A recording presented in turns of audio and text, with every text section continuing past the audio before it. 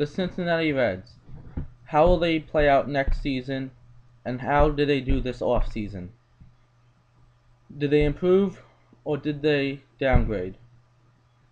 Okay, for pitching wise, they have Homer Bailey, who was okay, I guess. He's definitely not the guy you want as your number one. He's like the fourth, fifth starter. There is Bronson Arroyo, who's a veteran. He isn't the best, but he's still pretty good. He's getting old now, so he's not really as good as he once was.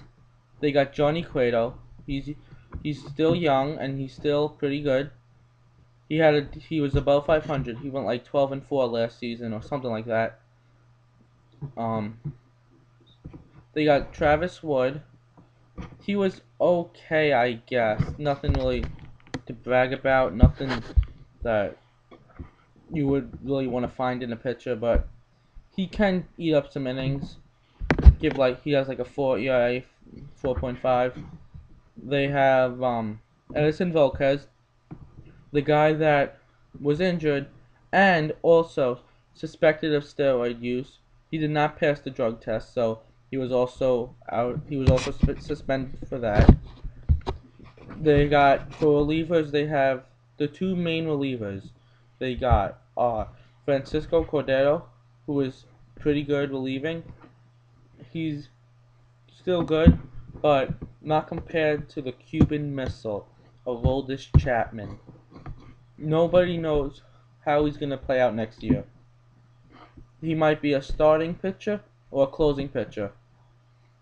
They haven't decided yet, or they might leave him in the bullpen until they find a need for him to either start or close.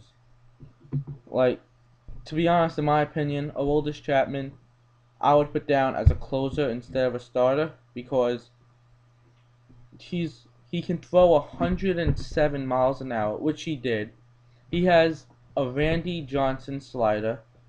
It breaks so much. It's like an amazing slider. It's unbelievable. He went 25 innings, around 25 innings last year, and gave up 2.12 ERA. He's amazing. For his age, he's definitely gonna be a great starter with like an amazing ERA and strike people out like crazy, or he's gonna be a closing pitcher and then just shut the game right then and there. It's gonna be like a 1-2-3 ninth inning. He's pretty. He only played for like the last month because that's when they first called him up and used him, but he definitely has a lot of potential. That's why I say the Cuban Missile is gonna be have a big effect on next year for the Cincinnati Reds. Now for the infield, for first base, they got Joey Votto, the National League MVP. He put up like 30 plus home runs. He gave in 100 plus RBIs and had like a 320 average. To be honest, in my opinion, he should not have won the MVP. Carlos Gonzalez should have won the MVP. Cargo led the National League in average with like a 3.36 average, which is amazing. He had like 30 home runs, like 100 RBIs. He was amazing. He was as good as Votto, except better with the average. But like the only reason I say Votto was voted MVP was because his team won the division.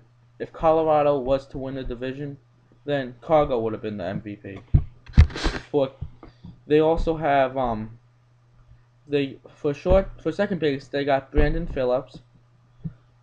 I like to think of him as he's super fast. He's pretty fast.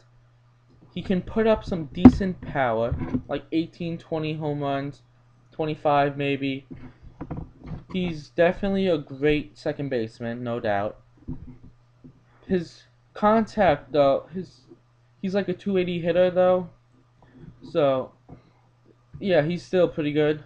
For shortstop, they got Edgar Renteria they signed him after he won the World Series with the Giants last year. Edgar Renteria is getting up there in age. He is not hitting home runs anymore like he used to. He can put up like 4 home runs a year, 5.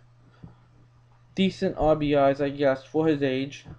He has okay contact, but he's still a good shortstop. But his age is getting the best of him. You know what I mean? For third base, they got Scott Rowland, who, again, with age, he used to be able to put up 30 plus home runs. Now he's just putting up 10, 15 home runs a year. That's it, at most. He's not as good as he used to be. He's only at he only did 11 home runs last year. So yeah, he is not really all-star material, but he is someone you would want to have as a veteran influence.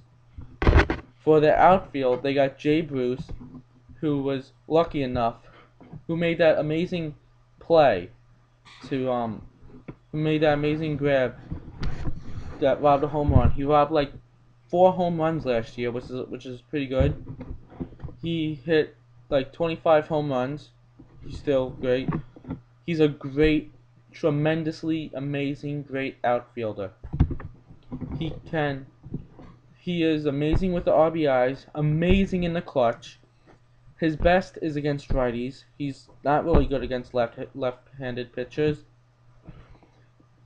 He also hit that last home run, that walk-off home run that locked them into winning the National League Central Division title.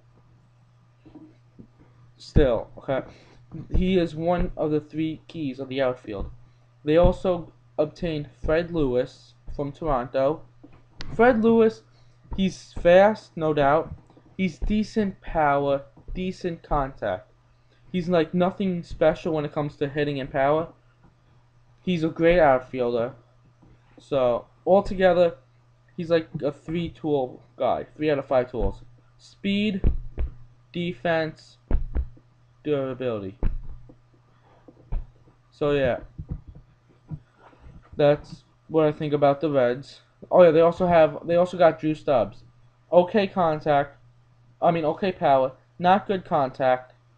Not decent contact, but just not amazing. The outfield. There is no amazing player. There is no 5-tool player in the outfield at all. But all their outfielders combined together are 5-tool piece. So that outfield, they're all special in their own way. Okay, thank you. Oh yeah, I think they will not make it to the World Series next year due to the Cubs, the Cardinals, and the Brewers. But by some miracle, they still might. It's like they're all equal now. The Reds are as good as the Cardinals. The Cardinals are as good as the Cubs. The Cubs are as good as maybe the Astros. It depends on how they do next year.